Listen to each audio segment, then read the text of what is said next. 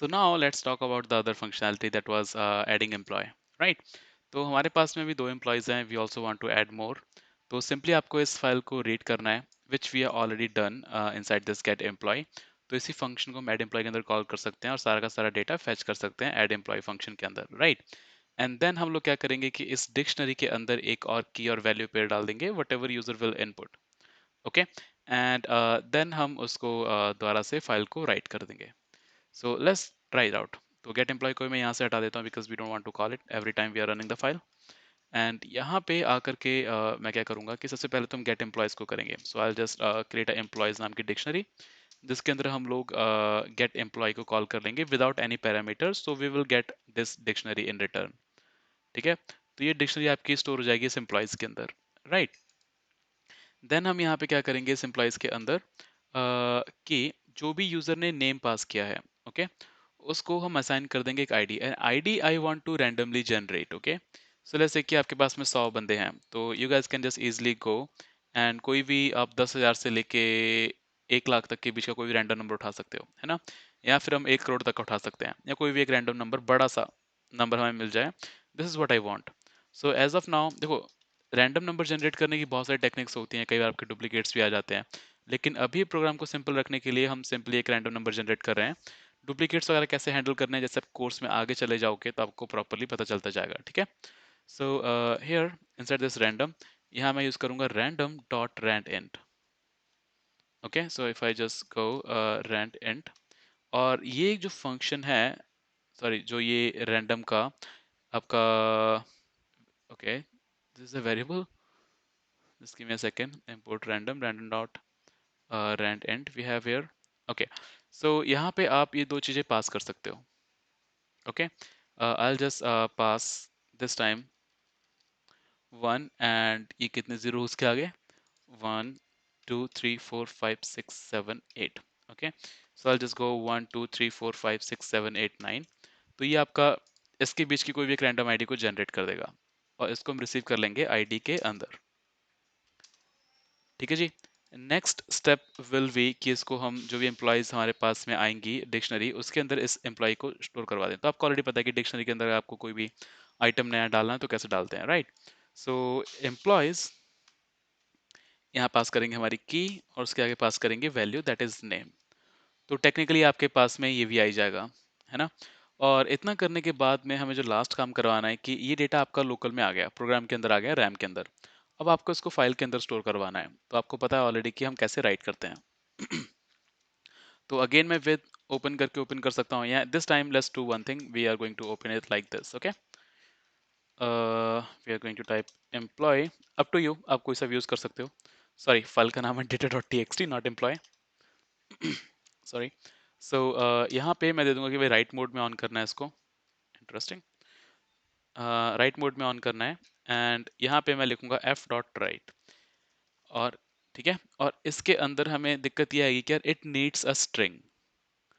और हमारे पास में क्या है जो हम डाल रहे हैं, दैट इज अ डिक्शनरी. ठीक है जी. तो डिक्शनरी को हम स्ट्रिंग में कन्वर्ट कैसे कर सकते हैं, just using this str function. जैसे हम इंटीजर को डिक्शनरी में उसमें स्ट्रिंग में कन्वर्ट करते हैं, ठीक है?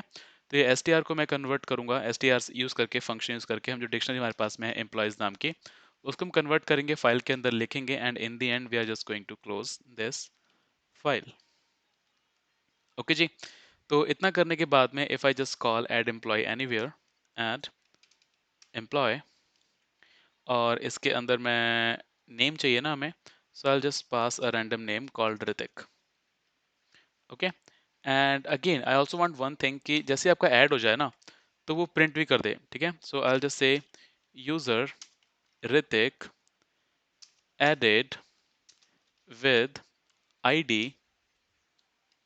Okay, we can just print id as well here with id, or we can just capital id.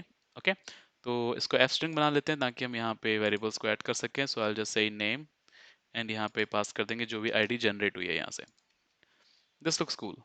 तो इसके बाद में आई थिंक हमने इस फंक्शन को कॉल कर लिया. Everything that we needed to do was done, is done. Execute किया और यहाँ पे लिखा आ रहा है user added with ID this. अगर मैं यहाँ पे कोई और यूजर ऐड करने की कोशिश करूँ, let's say Neelima, and save it, and execute it, you guys can see user name added to the ID this one. तो random ID भी आपके पास में यहाँ पे मिल रही है, which is the best thing that we can get right now. Okay, तो अगर मैं data और txt के अंदर जाके देखूँ, you guys can also see here कि ये आपकी ID, ये आपका record, ये आपकी ID, ये आपका record, ये record sorry, and this is ID. Okay, तो ऐसे आप अपने डेटाबेस के अंदर नए एम्प्लॉयज को ऐड भी कर सकते हो. So that's all for this video. In the next one we are going to talk about delete employee, या फिर अभी कर लेते हैं, अप टू यू. ठीक है, so let's talk about delete employee right now. तो यहाँ पे आपको आईडी चाहिए बेसिकली, जैसे कि मेरे पास में अभी लेट्स से 1 2 आईडी है, राइट, ये वाली आईडी है. तो let's say I want to delete this Indrajit because he have resigned from his job. To be honest, yes, I have resigned from my job, and this is my last month at a MNC that I started working with after my post graduation. And I'm on notice period. कोई नहीं. A lot of memories are related to this firm. So yeah, get back to the work. So यहाँ पे हमारे पास में this is the key, this is the value, and I want to delete this Indrajit from this list. Okay, so we are going to get back to employee. यहाँ पे आपको पता है कि कैसे डिलीट करते हैं. सबसे पहले तो आपको सारी लिस्ट चाहिए पूरी एम्प्लॉयज़ की. फिर उस डिक्शनरी के अंदर से हम वो पर्टिकुलर आइटम डिलीट करेंगे, एंड देन वापस हम राइट कर देंगे उस डिक्शनरी को हमारे डेटा के अंदर, राइट. तो बेसिकली आपको सारे के सारे एम्प्लॉयज़ मिलेंगे कैसे. अगेन गेट एम्प्लॉय फंक्शन आपके पास में अवेलेबल है यार, उसको यूज़ करो, है ना. और ये सारे के सारे आपके पास में आ जाएंगे एम्प्लॉय के पास में, right. I can just type another employees variable here. और हमेशा ध्यान रखना है कि ये जो एम्प्लॉयज़ वेरिएबल है ये सिर्फ और सिर्फ इस फंक्शन के अंदर काम करेगा. इसके बाहर अगर मैं प्रिंट अभी एम्प्लॉयज़ करूंगा तो नहीं हो पाएगा. तो सेम जो ये आपका एम्प्लॉयज़ फंक्शन है उसका स्कोप सिर्फ इसी फंक्शन के अंदर है, इस फंक्शन के बाहर नहीं. यही अगर मैं फंक्शन के बाहर कोई एम्प्लॉयज़ वेरिएबल डिक्लेयर करता तो उसका स्कोप आपके सारे फंक्शंस के अंदर भी होता. ओके, तो अगर आप इस लेवल पे करते हो तो वो आप कहीं भी एक्सेस कर सकते हो उस फाइल के अंदर. अगर आप लेवल इसके अंदर कोई वेरिएबल डिक्लेयर करते हो तो आप कहीं भी नहीं कर सकते, इसी के अंदर आपको करना पड़ेगा. ओके सर, तो एम्प्लॉयज हमारे पास में आ गए और आपको पता है कि कैसे किसी एक पर्टिकुलर डिक्शनरी से हम आइटम को डिलीट करते हैं. सिंपल कमांड है del, राइट. एंड देन हम पास करते हैं अपनी डिक्शनरी का नाम एम्प्लॉयज, एंड देन हम लोग पास कर देते हैं उसके अंदर आईडी. तो आईडी ऑलरेडी हमें यूज़र देगा ही आईडी. तो ये फंक्शन हमारा ऐसे इम्प्लीमेंट हो जाएगा. तो आपको लिस्ट मिल गई, आपको एम्प्लॉयज डिलीट कर दिया आपने डिक्शनरी के अंदर से, एंड देन हम मतलब डिक्शनरी मिल गई नॉट लिस्ट. तो आप उसको डिलीट कर दोगे एंड देन आपको वापस वो राइट भी करनी है. So I just copy this code from here. Okay, and yeah there you go. इसको हम वो करेंगे and then there data dot T X T, right, ठीक है, राइट, एंड एम्प्लॉयज को राइट कर रहे हैं वापस और उसको क्लोज कर रहे हैं. In the end we can just say user deleted with ID. आगे हम पास कर देंगे ID, right. So ID we have here is this, जो भी यूजर ऊपर से पास करेगा. अब इस डिलीट फंक्शनैलिटी को भी चेक कर लेते हैं. लेट्स से कि मैं चाहता हूँ कि भाई डिलीट एम्प्लॉय फंक्शन को कॉल करो और इसके अंदर आईडी पास करने की जगह 1 पास कर रहा हूँ because I think this is the ID I got, right, perfect. So वापस आते हैं यहाँ पे और इसको करते हैं एग्जीक्यूट. तो कह रहा है कि यूजर डिलीटेड विद आईडी 1. तो अगर मैं यहाँ पे डेटा डॉट टी के अंदर जाऊँगा, इंद्रजीत इज नो मोर. ठीक है. So this is how this delete functionality works. अब इसके बाद में हम बात करेंगे मेन यूजर इंटरफेस की, जो हम यूजर के लिए बनाएंगे, जहाँ पे वो ऑप्शन सेलेक्ट करेगा कि भाई 1 2 3, उसके अकॉर्डिंग हम उसको डेटा ऐड करवाना है, शो करवाना है, क्या करवाना है. So I will do that in the next video. So see you there.